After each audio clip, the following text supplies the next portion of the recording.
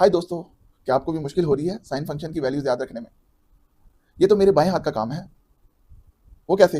ये रहा मेरा बायां हाथ। हम बाएं हाथ को जितनी भी फिंगर्स हैं इनको मुख्तलिफ एंगल से अलॉट करेंगे।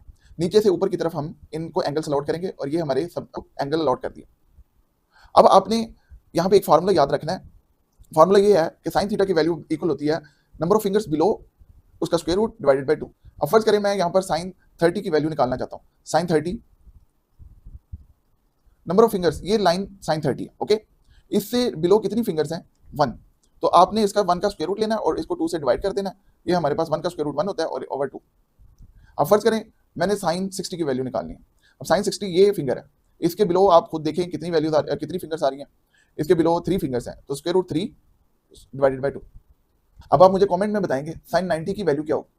देखा आपने साइन की वैल्यू निकालना कितना आसान है। आइंदा आपने हमेशा उल्टे हाथ का इस्तेमाल करना।